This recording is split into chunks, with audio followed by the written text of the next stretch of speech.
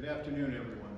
My name is Michael Picaro, Town Administrator and Emergency and Risk Management Director for the Town of Vernon, Connecticut.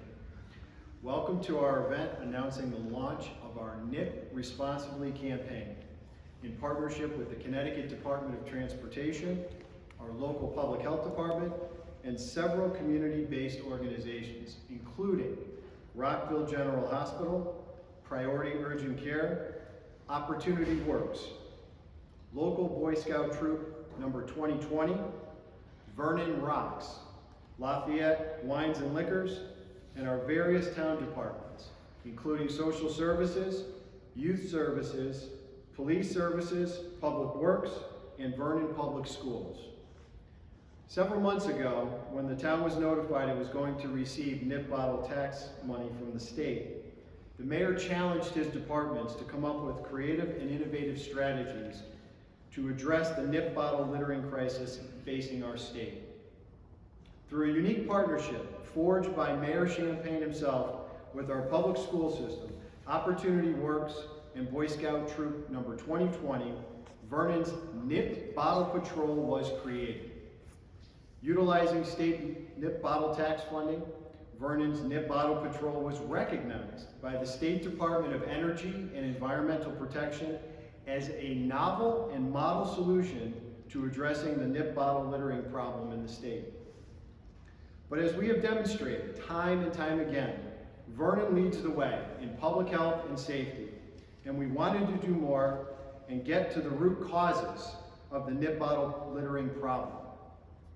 Through a collaborative effort led by Matt Hellman, our Social Service Director, and Mayor Champagne, we identified several root causes that may contribute to NIP bottle littering, including alcohol addiction and driving under the influence.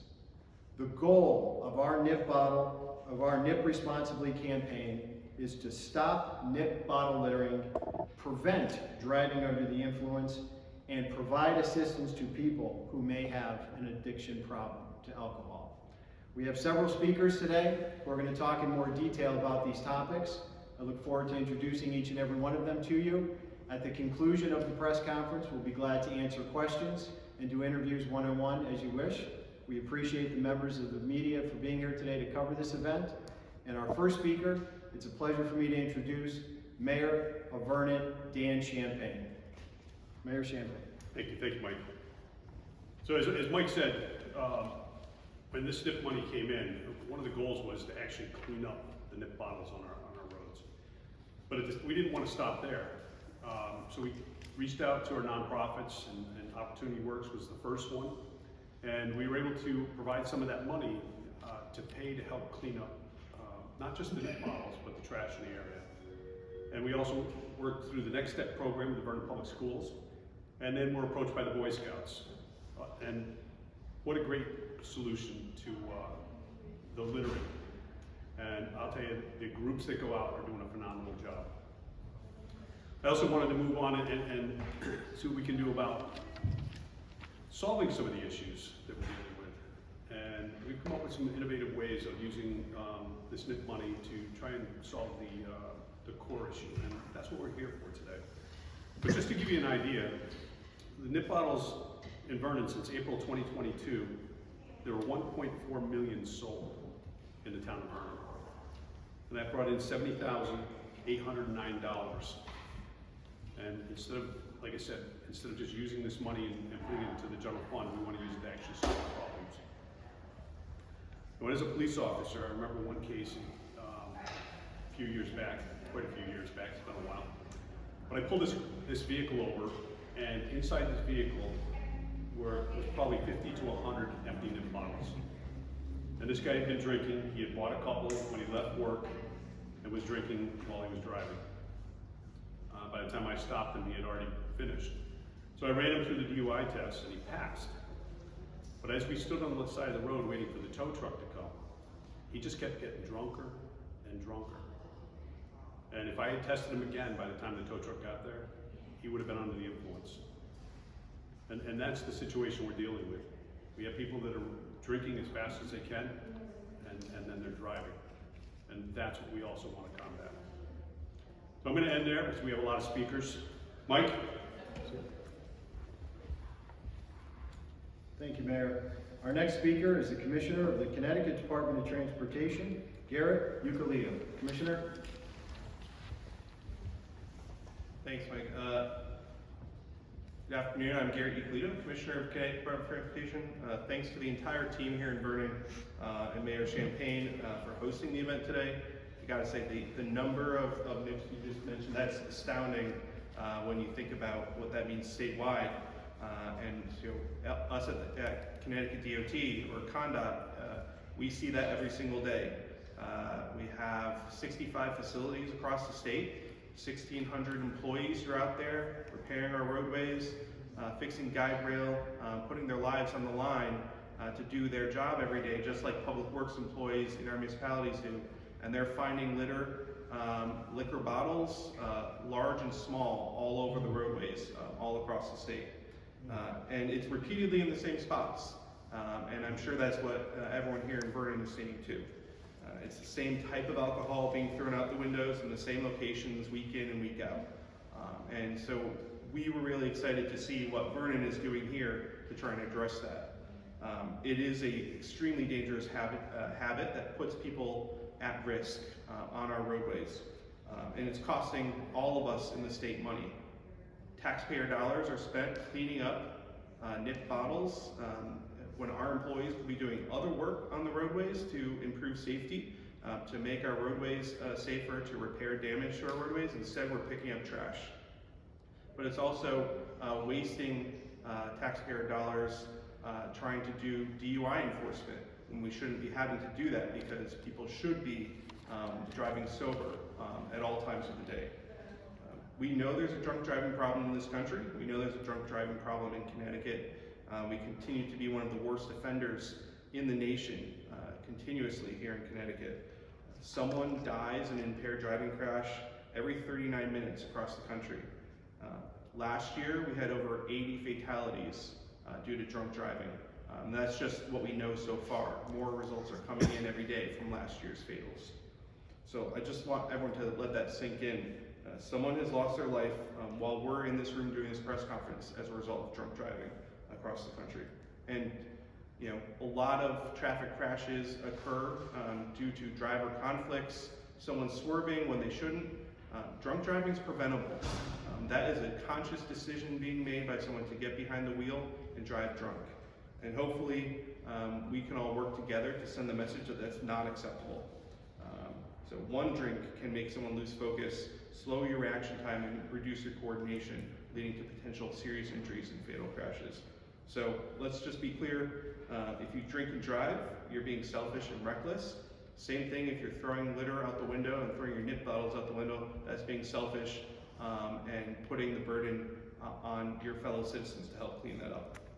So don't drive impaired, don't throw anything out of the window. Littering is not only bad for the environment, but it's putting people's lives at risk when they have to go out and clean it up on the side of the roadway every single day. So thank you again, Mayor and the Town of Vernon, for helping spread this really important message. Thank you, Commissioner. Our next speaker is Patrice Sulik, Director of the North Central District Health Department. Patrice? Thank you, Mike, and thank you everybody for coming to hear this important message. When we first looked at the NIPS data for Vernon and the surrounding towns in Connecticut, we were all pretty taken aback by the number, and that doesn't represent all the alcohol sold, it just represents the NIPS that are sold.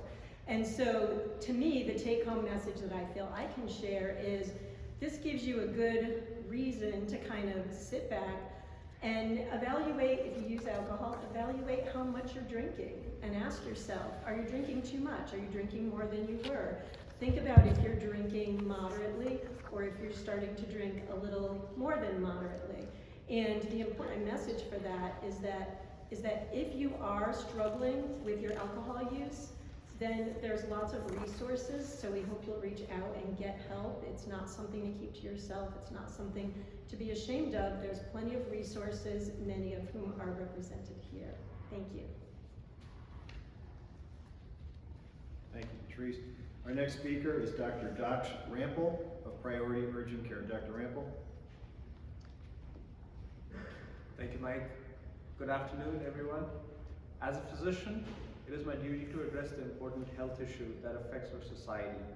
And today I want to shed light on this topic of alcohol addiction. Alcohol addiction is a debilitating disease that can have severe consequences on an individual, on a community, on a family. It is vital for us to understand the impact that addiction has on our lives and those around us. Let's consider the physical toll alcohol addiction takes on the human body. Prolonged and excessive alcohol consumption can lead to liver damage, heart disease, weakened immune system.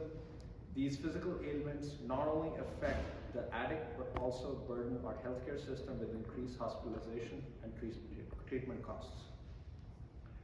Equally important are the mental health implications. Alcohol addiction often coexists with mental health disorders such as depression and anxiety. The combination of these conditions can exacerbate symptoms and make recovery more challenging. It is crucial to address this underlying mental health issues while treating alcohol addiction. Let's not forget the social impact of addiction. Families are torn apart, relationships are strained, careers are jeopardized due to alcohol dependence. The ripple effect of addiction spreads through communities and affects us all. Prevention, education, and support are essential to combat societal issues. As a physician, I want to stress that alcohol addiction is a treatable disease. Seek professional help. It is there for you and it is available to everybody. With right support system, resources, and determination, individuals can overcome this addiction and reclaim their lives. However, we cannot do this alone. As a community, we must extend hand to those struggling with alcohol addiction. By fostering a non-judgmental and supportive environment, we can encourage individuals to seek assistance without fear or stigmatization. Alcohol addiction is a significant health concern that demands our attention. It affects not only the individual, but also their loved ones and society as a whole. Let us work together to raise awareness, provide resources, support those battling with addiction. Thank you for your time and commitment to addressing this issue. Thank you, Doc. Great message. Our next speaker is Matt Hellman, Director of Vernon Department of Social Services. Matt? Good morning. From a social services perspective, what we want to highlight is that NIP, drinking and driving, points to an individual who has a substance abuse issue.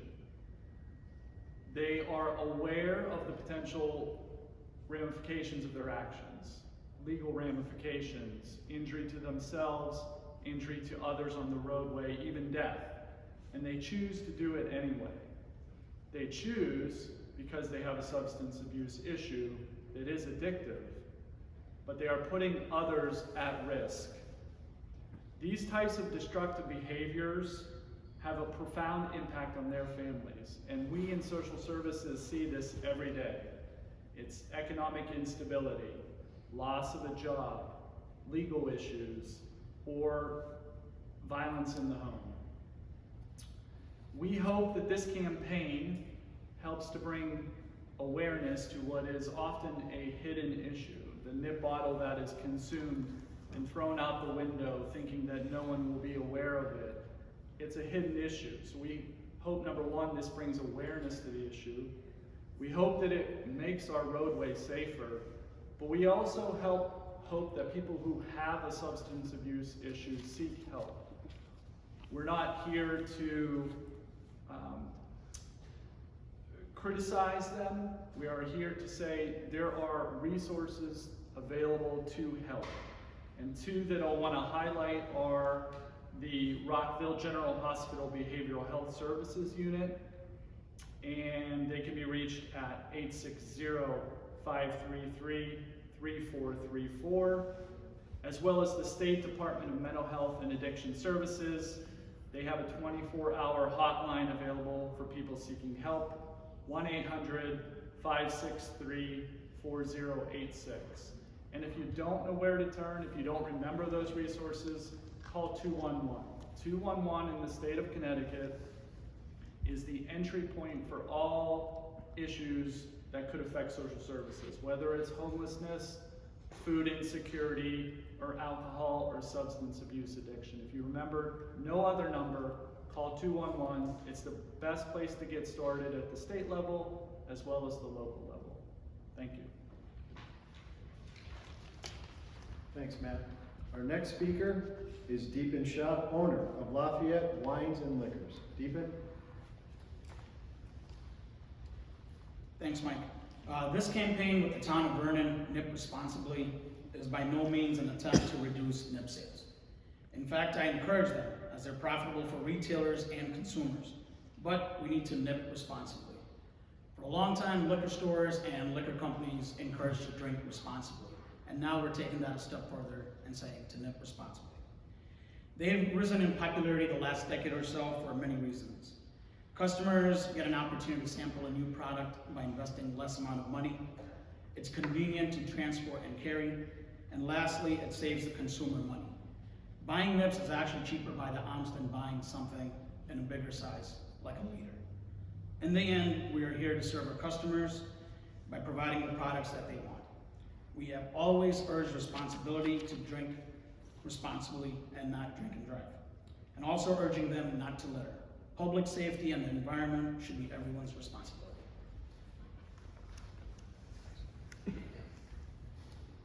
Thank you, Deepan. Now, for those of you watching, if you didn't listen to anyone else today, you're going to have to listen to the police chief because he's going to tell you what's going to happen if you don't follow the advice of our previous speakers. Chief?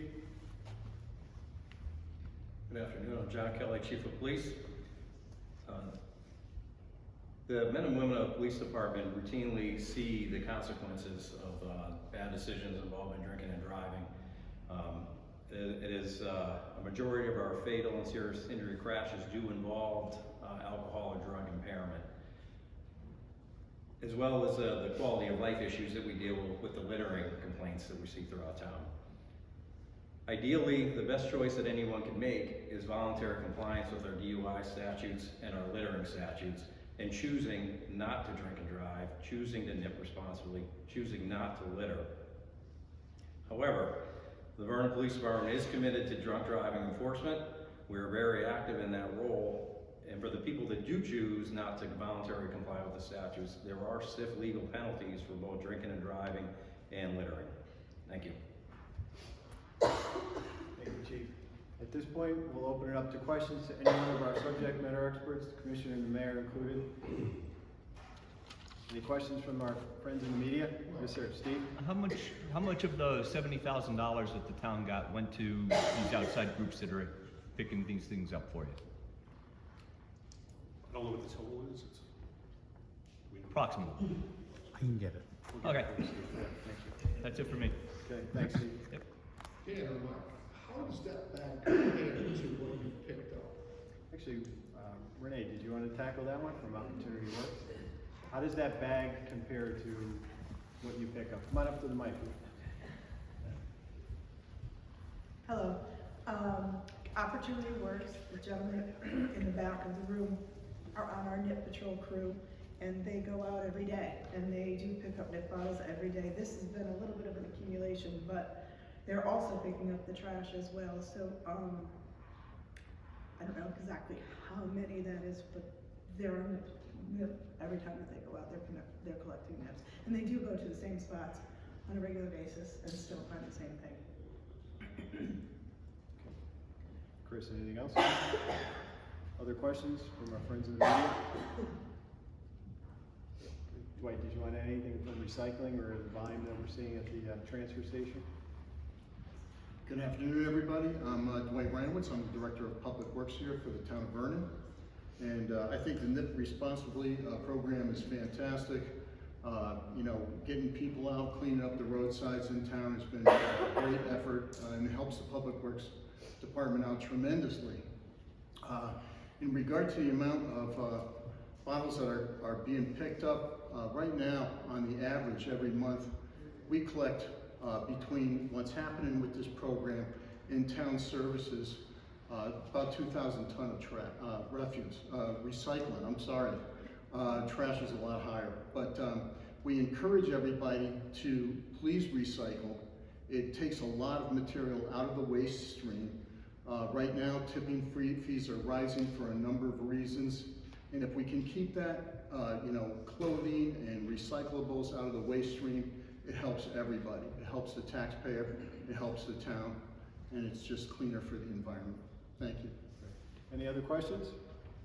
All right, at this point, our colleagues from the media, if you'd like, we would do one-on-one interviews with any one of our speakers, and we're available as you wish. Thank you very much, everyone, for joining. Mayor? I just want to make one more point. If you want to see the problem, every time you stop at a red light, stop sign, just look out your window. You'll see the littering problem, and maybe that's something everybody needs to start doing. Maybe we can help with this problem. Thank you. Thank you, sir. So at least maybe they're stopping before they throw them out. Good observation, Steve.